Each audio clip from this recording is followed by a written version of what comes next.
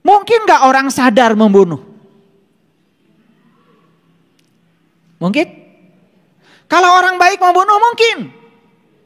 Karena orang baik belum tentu sadar. Apalagi baiknya cuma apa kata orang. Hati-hati nih. Banyak orang yang kelihatannya baik sebetulnya cuma karena banyak aturan yang membuat dia seakan-akan kelihatan baik.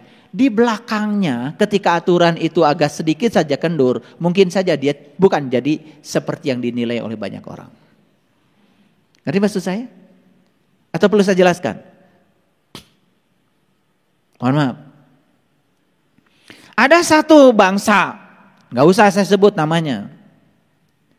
Di sana itu, dia itu teratur sekali hidupnya. Karena di sana ada aturan yang mengikat dia. Begitu dia pindah ke tempat lain yang aturannya tidak seketat di negaranya, ternyata perilakunya kelihatan. Jadi dia baik karena diikat oleh aturan, dia baik karena takut oleh aturan.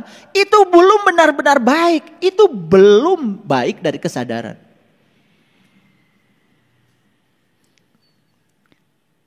Makanya baik yang sebaik-baiknya itu adalah yang lahir dari sebuah kesadaran.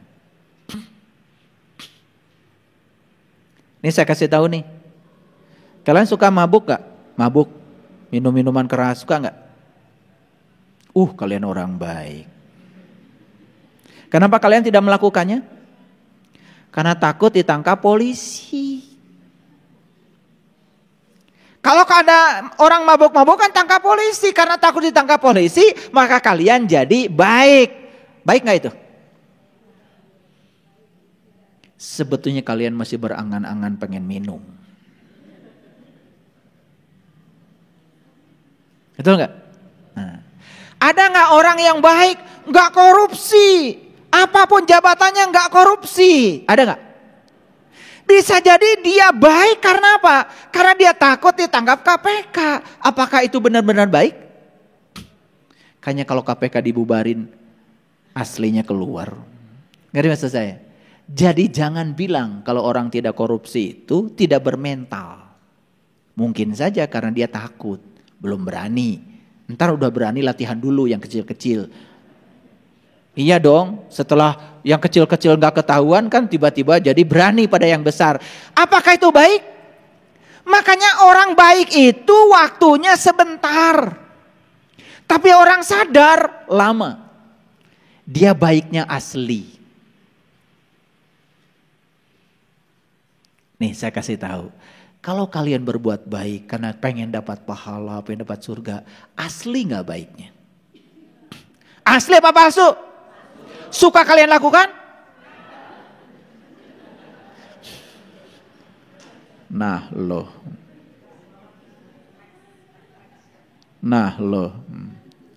Makanya kita ini terus menerus hidup dalam kepura-puraan. Ketidaksadaran. Lihat saya. Orang baik ketika dia memberi, dia sadar sesungguhnya dia tidak memberi. Karena yang sedang diberi adalah dirinya sendiri. Semua pemberiannya kan akan kembali pada dirinya sendiri. Bahkan dia berterima kasih pada orang lain yang mau diberi. Kenapa? Karena ada kamu. Jadi tempat untuk menyimpan kebaikan saya. Karena suatu saat akan dikembalikan kepada saya. Walaupun dia tidak berharap apa-apa. Tetapi dia sadar kalau kebaikan yang dilakukan untuk dirinya sendiri. Lumayan sadarnya. Apakah sudah sadar betul? Belum. Kenapa belum sadar betul? Ya kan masih berharap. Nanti kebaikan dikembalikan pada saya. Tetap aja ada harapan. Nah yang sudah tingkatan tinggi kesadarannya. Setelah memberi dia lupa. Kalian mau boro-boro. Melakukan kebaikan dikit saja. Sudah mengharapkan tempat istimewa setelah kematian. Betul? Dapat uang 100 juta baru dikeluarkan 2,5%. Merasa sudah zakat. 100 juta 2,5% berapa? 2,5 juta. Merasa besar karena belum pernah ngasih. Baru hari itu jadi orang soleh. Betul gak? Ya, saya jadi orang baik. Mulai ngomong di pengajian di mana-mana. Kalau dapat penghasilan, zakat dong seperti saya. Oh, padahal nggak sekali-kalina zakat nanti. Nah inilah, saya ingin bicara pada kalian semua, mari kita berhenti menjadi orang yang berpura-pura baik. Sebetulnya kita tuh nggak sadar. Ngerti maksud saya? Yuk, kita teruskan dulu. Ada nggak orang sadar membunuh? Nggak mungkin. Ada nggak orang yang sadar melakukan kekerasan? Nggak mungkin. Ada nggak orang yang sadar memperkosa? Nggak mungkin. Ada nggak orang sadar mencuri? Ada nggak orang sadar menyiksa? Saya kasih tahu, semua perilaku-perilaku ini terjadi karena dia tidak sadar. Bisa jadi ini dilakukan oleh orang dalam tanda kutip disebut orang baik di saat tertentu. Mungkin pernah kaget ya, tiba-tiba ada orang ditangkap polisi. Kan setiap hari saya lihat dia itu orang baik. Padahal baiknya itu karena takut oleh aturan saja. Takut hukuman masyarakat. Bukan karena sebuah kesadaran. Nih saya kasih tahu pada kalian semuanya. Kalian tidak akan terlahir jadi manusia baru sepanjang kalian belum bisa membunuh konsepsi tentang Tuhan yang dibangun oleh pikiranmu. Makanya Tuhan tidak bisa dikonsepsikan. Tuhan itu harus ditemui dan dirasakan kehadirannya langsung biar kita bebas dari konsepsi. Makanya sepanjang kita menuhankan dengan konsepsi, sepanjang itu kalian hanya berpura-pura baik. Kira-kira yang semacam itu melelahkan enggak? Melelahkan atau menyenangkan? Melelahkan, tapi senang. Terus aja di pusaran itu, ya nggak keluar-keluar. Makanya hari ini saya bicara hal yang berbahaya sebetulnya. Tetapi saya berani mengambil risikonya. Saya harus sharing pemahaman ini supaya orang sadar.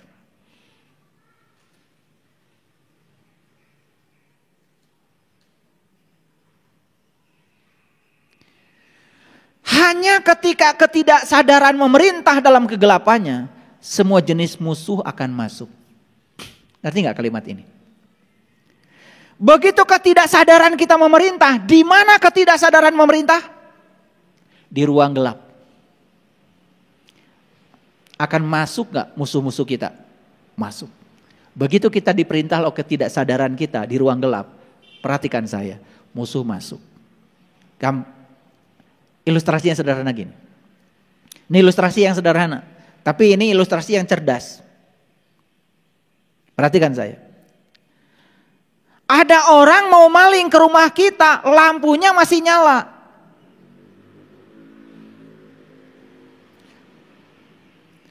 Berani gak dia masuk ke rumah kita? Gak berani. Tapi begitu lampu dimatikan, sudah gelap semua, dan dia amati, lampu yang itu aja gak pernah dimatikan, satu. Wah, sudah tidur nih. Masuk gak? Masuk. Makanya yang akan maling-maling ke rumah kita ini, rumah sejati kita ini akan datang kalau di dalamnya poek. Kalau di dalamnya lampu-lampunya mati semua, tidak ada sinar yang bersinar di dalam, belum tahu jati dirinya, tidak pernah terkena cahaya ilahi dalam dirinya, poek. Gampang sekali pencuri masuk. Suka kecurian kalian? Marah itu berarti kalian tercuri. Kesel itu berarti kalian tercuri. Sakit hati itu kalian tercuri. Kenapa tercuri? Lampunya mati.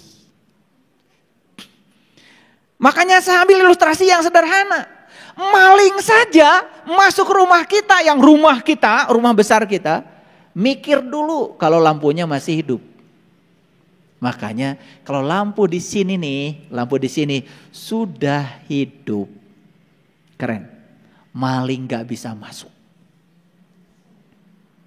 Nah ini nih, lihat. Yang lampu-lampunya masih belum hidup, gak tahu cara menghidupkan lampu dalam dirinya. Bulan redup, matahari redup, bintang gak ada, semua lampu. Kayak di kampung saja. Poek mongkleng buta rajin. Ya sudah, gampang dicuri. Makanya pencuri gampang masuk. Makanya orang yang sudah terang di dalam, sudah berkesadaran. Pencuri pun mikir dulu kalau mau masuk sama dia. Gak akan kecurian. Ini ilustrasi yang sederhana. Tetapi ilustrasi ini sangat cerdas. Kenapa? Karena gampang membayangkannya. Kan ini kan sebetulnya hal biasa dalam hidup. Betul? Saya pernah bertanya pada seseorang. Menurut psikologi ada anekdot. Ketika kita melarang seseorang melakukan sesuatu, sebetulnya kita sedang membujuk orang itu untuk melakukannya. Itu pendapat dari ahli psikologi, namanya Sigmund Freud. Pernah dengar nama itu? Wah, gak pernah dengar ya. Kalian kemana wae atuh? Sigmund Freud itu adalah seorang psikolog tetapi sangat spiritualis. Dia membuka semua ya hambatan-hambatan mental pada diri setiap orang. Ini pertanyaannya. Waktu Adam dan Hawa ada di surga, siapa yang melarang jangan makan buah kholdi? Siapa? Bilang aja yang keras, siapa? Allah. Nah, gak apa-apa. Bukankah kata Sigmund Freud, kalau dia melarang, sesungguhnya merayu untuk melakukannya. Pikirkan. Gak diteruskan. Mikir dong, enak aja pengen dikasih jawabannya.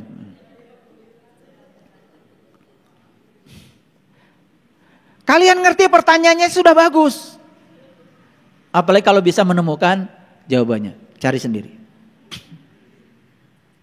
2. Kalau di rumah kita masih nyala, pencuri nggak masuk, setuju? Kalau di sini nyala, pencuri nggak bisa masuk. Jadi nih saya kasih tahu sama kalian semua yang suka tersinggungan, baperan, gampang sekali marah. Itu tanda bahwa rumahmu poek.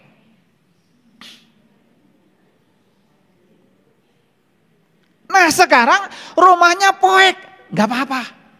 Tapi ada satpam, ada yang jaga. Berani gak itu pencuri masuk? Agak lumayan. Gak apa-apa poek, tetapi ada penjaga. Ada satpam di sini. Ada kesadaran yang menjaga dirimu. Gak akan masuk tuh pencuri. Yang ketiga.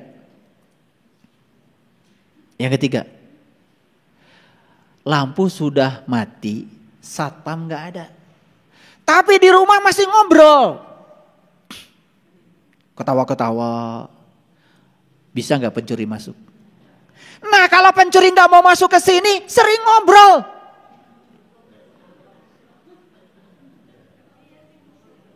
Ngobrol dengan siapa? Ya Allah, kamu itu nggak sendiri, kamu bersama Allah, kurang ngobrol.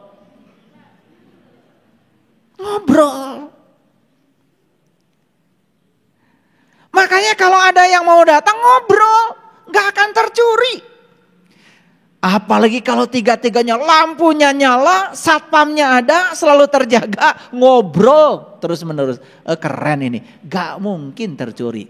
Ini yang disebut dengan kesadaran.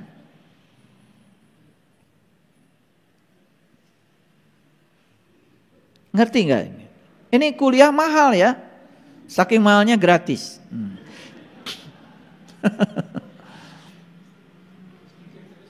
Ya, iya. Ngobrol itu bahasa asingnya, bahasa spiritualnya adalah zikir. Tapi zikir itu bukan menyebut, zikir itu mengingat. Karena banyak yang, aduh mohon maaf ya, disuruh mengingat, malah nyebut. Kalian baca subhanallah, alhamdulillah, Allahu akbar, itu bukan zikir, itu menyebut, namanya wiridan. Kalau mengingat itu gak ada suaranya. Sekarang kalian ingat gak sama orang tua? Tuh kan gak ada suaranya. Ingat gak sekarang sama anak? Tuh kan gak ada suaranya. Ingat duit gak sekarang? Gak ada suaranya. Utang kali ingat gak sekarang?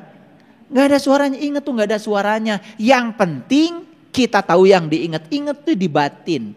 Makanya di dalam Quran dikatakan mengingat Allah itu harus seperti kamu mengingat bapakmu. Faiza qadaitu manasikakum fazkurullah kazikrikum abaakum. Mengingat Allah itu harus seperti kamu mengingat bapakmu. Ingat gak sama orang tua sekarang? Orang tua siapa? Lah orang tuamu. Saya gak bisa ingat orang tuamu, saya ingat orang tuaku. Jangan paksa orang tua saya mengingat orang tuamu. Siapa orang tuamu? Namanya siapa? Agus. Bentar, sambil tasbih dulu. Agus, Agus, Agus, Agus, Agus, Agus. Sedang apa saya? Sedang nyebut. Apakah saya berhasil mengingat Agus? Ya enggak. Yang bisa mengingat Agus cuma kamu, anaknya Agus. Yang gini saja kadang-kadang gak pernah mikir karena tidak sadar. Saya dulu waktu kecil sama bapak saya, kamu banyak-banyak zikir ya. Gimana Pak caranya? Ya baca subhanallah 33. Alhamdulillah 3 Loh kok zikir ada suaranya Pak? Ah kamu banyak ngomong. Lakukan aja. Saya gak bisa melakukan sepanjang saya belum mengerti. Karena saya gak ngerti. Disuruh mengingat tetapi malah saya disuruh menyebut. Alatnya udah beda. Ingat itu di sini, nyebutkan di sini. Tapi sekarang banyak sekali yang nyebut-nyebut nama Tuhan, merasa dia sudah ingat pada Tuhan. Disebutnya zikir. Zikrullah katanya. Aneh saya. Tetapi yang aneh-aneh ini semakin banyak. Karena yang tidak sadar semakin banyak. Karena banyak gurunya. Guru ketidaksadaran. Sekali lagi para sahabat. Saya tidak sedang mengubah kalian harus menjadi saya. Tidak ada kepentingan bagi saya. Saya sedang memaksimalkan kalian menjadi diri kalian sendiri. Tidak usah jadi saya. Tidak penting bagi saya kalian ngikut saya atau tidak ngikut saya. Gak penting. Sungguh saya gak cari murid kok. Gak cari jamaah lagi. Makanya ada yang tanya. Ya, gimana nih kalau majelis taklim yang saya bina katanya tidak bertambah-tambah. Emang gue pikirin. Emang saya ngajar ngaji nambah majelis taklim gak penting bagi saya. Yang penting saya sudah menginspirasi banyak orang tentang apa yang saya alami. Karena saya tidak pernah mau mengubah orang harus seperti saya. Kalau saya mengubah Anda harus seperti saya, berarti saya ragu dengan keyakinan saya. Dan untuk meyakinkan keyakinan saya tidak perlu Anda harus meyakinkan saya. Tidak perlu. Karena keyakinan saya adalah pengalaman saya. Itulah bedanya. Jadi kalau ditanya kenapa saya beda? Ya memang beda. Saya tidak pernah jadi orang kok. Saya jadi diri saya aja. Dan tidak bisa diubah. Inilah saya. Karena memang saya ditugaskan semesta untuk menjadi diri saya. Bukan menjadi kalian. Bukan menjadi siapa-siapa. Ngerti maksud saya? Dan menjadi diri sendiri itu nikmatnya luar biasa, bebas, merdeka. Karena kita tidak pernah mengizinkan diri kita tertindas oleh orang lain. Saya tidak mau menjadi sadism, saya juga tidak mau menjadi masochis. Gak mau dua-duanya.